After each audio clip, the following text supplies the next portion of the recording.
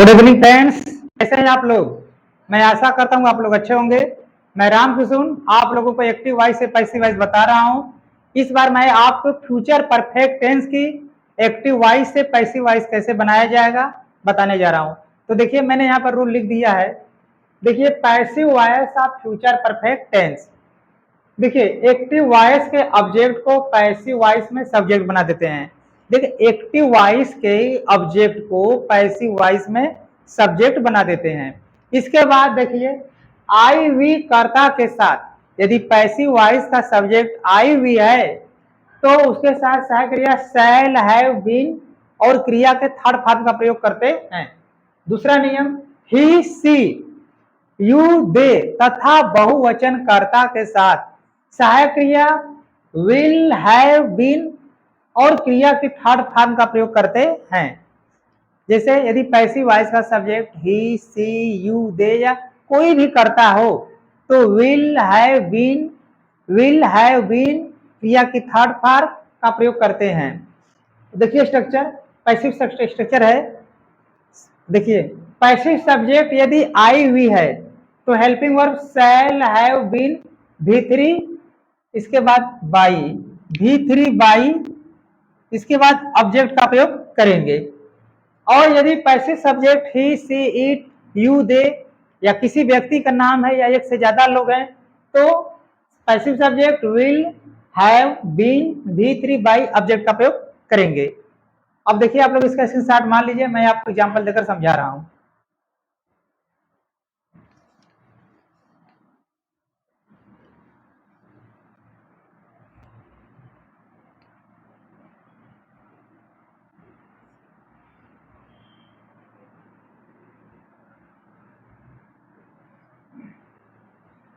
देखिए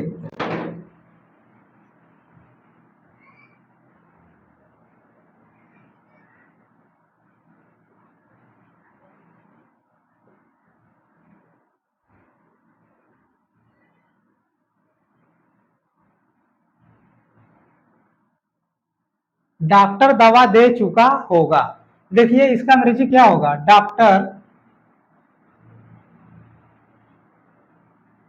doctor will have, अब देना का थर्ड फॉर्म हो जाएगा गिवन, मेडिसिन्स।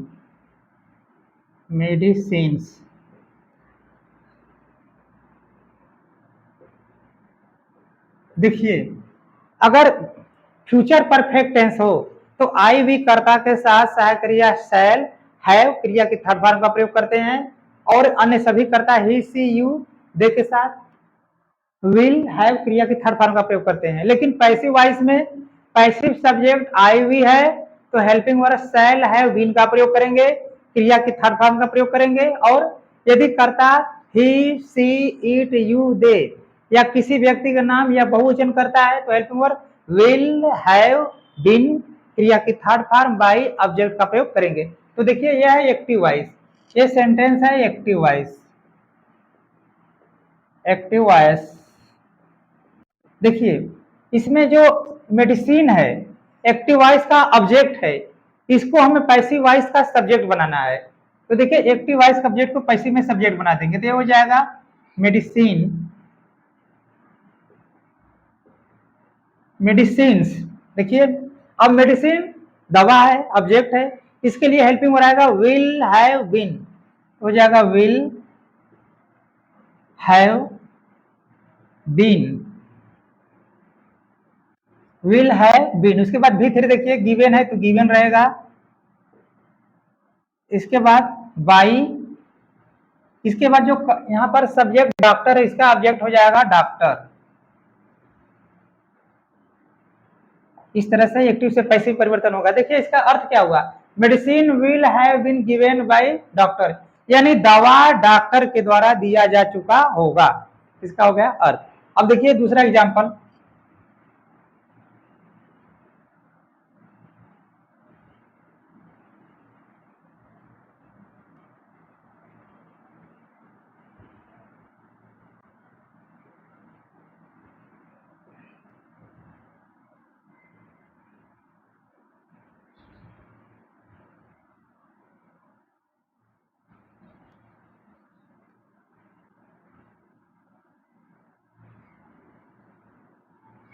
देखिए, तुम मुझे एक किताब दे चुके होगे, यह है फ्यूचर परफेक्ट टेंस। इसका अंग्रेजी देखो क्या होगा, you will have given me a book.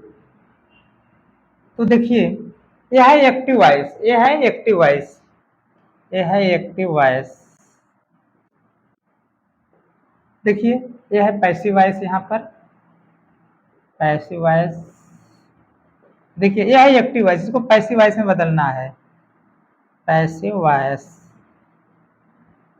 तो देखिए, यहाँ पर मी भी ऑब्जेक्ट है और बुक दोनों ऑब्जेक्ट है, तो हम दोनों का पारीपारा पैसिव वॉइस बनाएंगे। देखिए, जो मी है आई का ऑब्जेक्ट है, तो पहले हम मी को लेकर बनाते हैं। जो मी आई का ऑब्जेक्ट है, तो इसके पैसिव वॉइस में इसके सब्जेक्ट को लिखेंगे। तो मी का सब्जेक्ट क्या हो जाएगा, आई।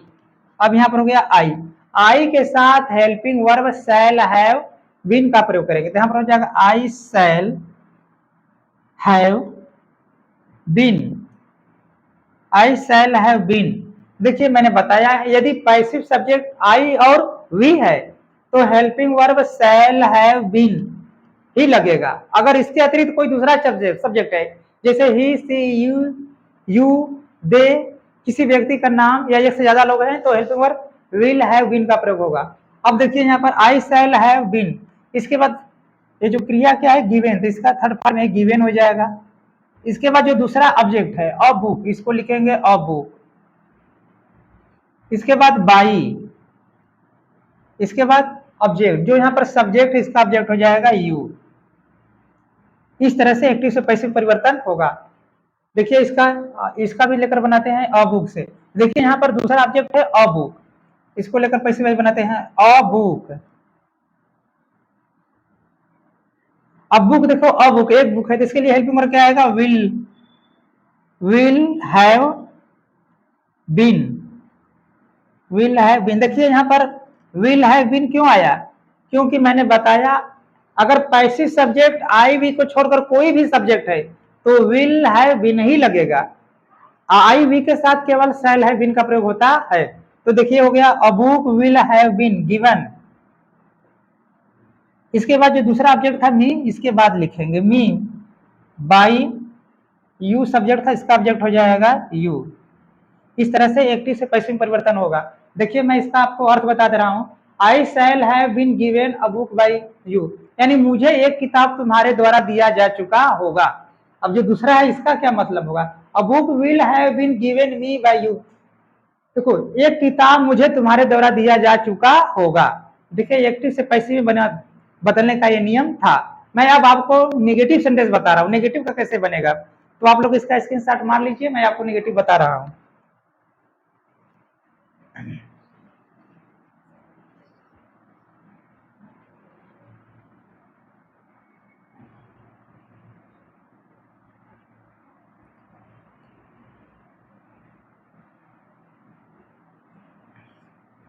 देखिए, यदि एक्टिव सेंटेंस निगेटिव है तो पैसिव सेंटेंस भी निगेटिव होगा, यानी नॉट को विल या शैल के बाद लिखेंगे। देखिए, जैसे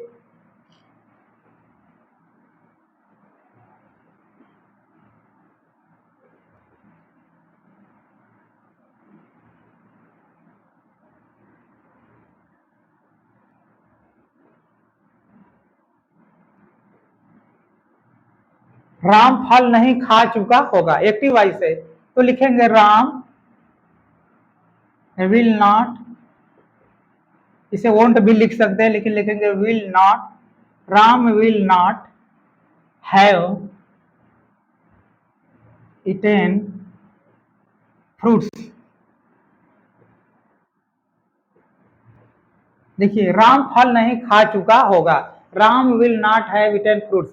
ये देखिए, हो गया एक्टिव वॉइस, ये है एक्टिव वॉइस। इसको हमें पैसिव में परिवर्तन करना है, चेंज इनटू पैसिव वॉइस। तो देखिए, जो फ्रूट एक्टिव वॉइस का ऑब्जेक्ट है तो पैसिव वॉइस का सब्जेक्ट बन जाएगा। तो पैसिव में लिखेंगे पैसिव वॉइस फ्रूट्स, फ्रूट्स अब देखिए फ्रूट के साथ हेल्पिंग वर्ब आएगा विल, फ्रूट्स विल। अब देखिए एक्टिव वॉइस निगेटिव है तो पैसिव वॉइस भी नेगेटिव होगा, तो नॉट को विल के बाद लिखेंगे, फ्रूट्स विल नॉट हैव। इसके बाद आएगा बीन, ये जो इटेन था एक्टिव का, यही देखो जो एक्टिव, ये जो इटेन क्रिया का थर्ड फॉर्म है वही यहाँ पर भी आ जाएगा, इटेन बाई, जो यहाँ पर राम सब्जेक्ट, इसका ऑब्जेक्ट हो जाएगा राम। इस तरह से एक्टिव से पैसिव परिवर्तन होगा। देखिए इसका क्या मतलब हुआ, fruits will not have been eaten by Ram, फल राम के द्वारा नहीं खाया जा चुका होगा। मैं आशा करता हूँ आपको यह समझ में आ रहा होगा। देखिए फिर से समझा दे रहे हैं, जो एक्टिव वॉइस का ऑब्जेक्ट है पैसिव में सब्जेक्ट हो गया, इसके बाद हेल्पिंग वर्ब विल, उसके बाद not have been V3 eaten by Ram. अब देखिए मैं आपको इंट्रोगेटिव सेंटेंस का पैसिव वॉइस कैसे बनता है बताने जा रहा हूँ। देखिए पैसिव सेंटेंस दो प्रकार के होते हैं, पहला वो जो यस नो होता है यानी हेल्पिंग शुरू होता है, दूसरा हुआ जो WS से शुरू होता है यानी प्रश्नवाचक शब्द व्हाट वेयर व्हेन व्हाई आदि से शुरू होता है। तो आप लोग इसका स्क्रीनशॉट मान लीजिए, मैं इंट्रोगेटिव बता रहा हूँ।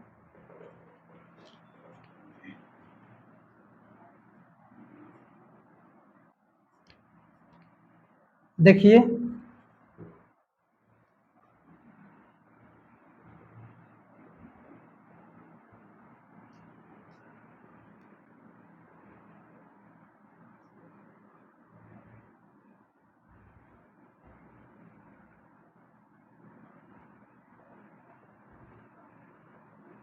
देखिए यदि एक्टिव वॉइस हेल्पिंग वर्ब से शुरू हो रहा है यानी हेल्पिंग वर्ब विल या सेल से, तो पैसिव वॉइस भी हेल्पिंग वर्ब से शुरू होगा यानी विल या सेल से। देखिए अगर पैसिव वॉइस हेल्पिंग वर्ब से शुरू हो रहा है, बंद हो ना,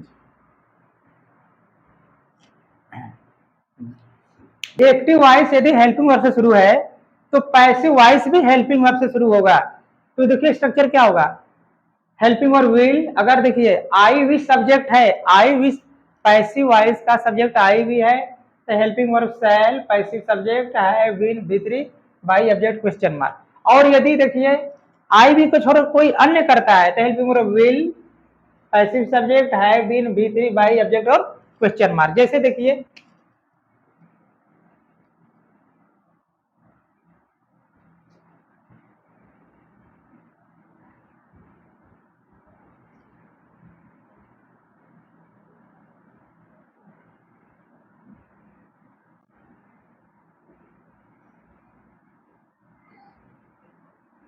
देखिए क्या तुमने गाना गा चुके होगे, देखिए ये एक्टिव सेंटेंस है, क्या ले शुरू हो रहा है, तो क्या का अंग्रेजी नहीं बनता, इसके जगह पर क्या आएगा हेल्पिंग वर्ब, करता यू है तो हेल्पिंग वर्ब आ जाएगा विल, विल। इसके बाद यही सब्जेक्ट यू, इसके बाद हैव, इसके बाद आएगा क्रिया के थर्ड फॉर्म संग, विल यू हैव संग और सॉन्ग, इसके बाद क्वेश्चन मार्क। अब देखिए एक्टिव वॉइस जब हेल्पिंग वर्ब से शुरू है तो पैसिव वॉइस भी हेल्पिंग वर्ब से शुरू होगा। तो देखिए यहाँ पर अब एक्टिव वॉइस का ऑब्जेक्ट है अ सॉन्ग, तो पैसिव वॉइस का हो जाएगा subject a song, a song. तो अ सॉन्ग के साथ हेल्पिंग वर्ब क्या लगेगा विल, तो यही लिखेंगे will a song, will a song have. देखिए स्ट्रक्चर में है हेल्पिंग वर्ब विल, इसके बाद subject passive subject a song, फिर हैव, इसके बाद बीन, इसके बाद V3 क्या है संग, संग, इसके बाद बाई, उसके बाद ऑब्जेक्ट, देखिए यू सब्जेक्ट, इसका ऑब्जेक्ट भी यू होगा, इसके बाद क्वेश्चन मार्क। एक और एग्जांपल देखिए,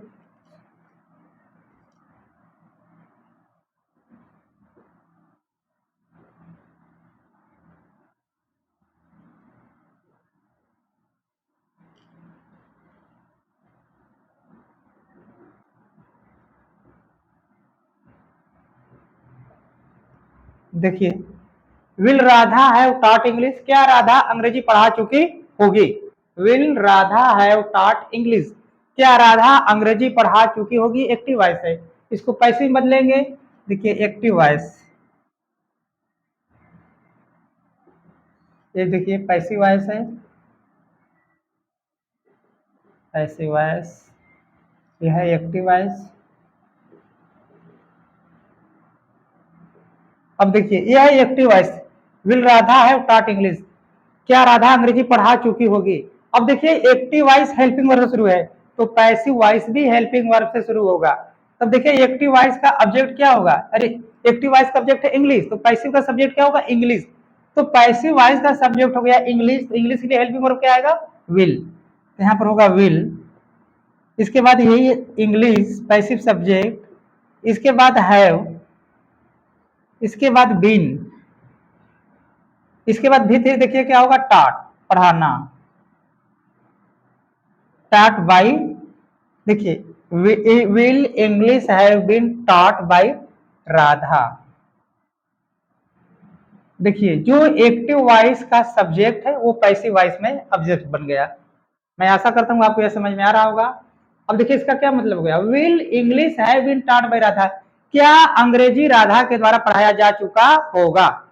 मैं आशा करता हूँ आपको समझ में आ रहा है। देखिए मैं आपको बीच वाला बता रहा, जो डब्ल्यू से शुरू होता है उसका बता दे रहे हैं, आप लोग स्क्रीनशॉट मान लीजिए।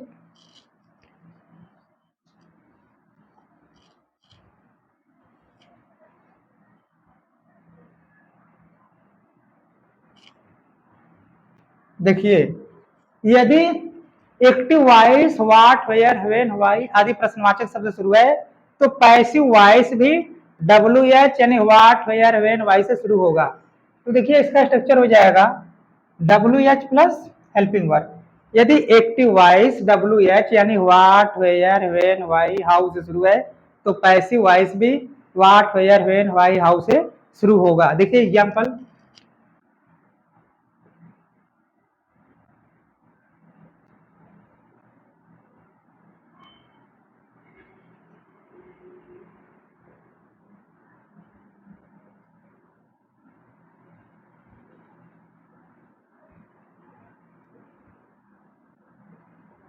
देखिए वह क्या एक पतंग उड़ा चुका होगा।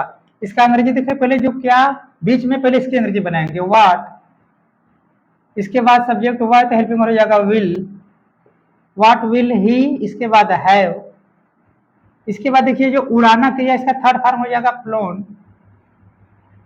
बाई। अब जो सब्जेक्ट देखिए यहाँ पर जो सॉरी अभी एक्टिव वॉइस बनाएंगे इसका, what will he have phloem kite.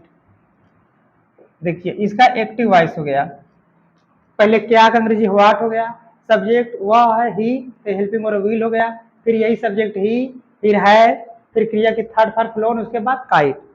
अब देखिए ये हो गया एक्टिव वॉइस, इसको मैं पैसिव में बदलना है, ये हो गया एक्टिव वॉइस, इसको मैं पैसिव में बदलना है। तो देखिए एक्टिव वॉइस प्रश्नवाचक शब्द से शुरू है, तो पैसिव वॉइस भी प्रश्नवाचक शब्द से शुरू होगा। तो यहाँ पर लिखेंगे what, passive voice, passive voice. अब देखिए प्रश्नवाचक शब्द व्हाट, उसके बाद आएगा हेल्पिंग वर्ब, किसके अनुसार, पैसिव सब्जेक्ट के। तो पैसिव सब्जेक्ट क्या हो जाएगा, काइट, क्योंकि काइट एक्टिव वॉइस का ऑब्जेक्ट, तो पैसिव का होगा सब्जेक्ट, तो इसके लिए हेल्पिंग वर्ब आएगा विल, विल काइट, इसके बाद हैव, इसके बाद बीन, इसके बाद भी थ्री देखिए क्या होगा, फ्लोन बाई, जो सब्जेक्ट यहाँ पर ही है इसका ऑब्जेक्ट हो जाएगा ही,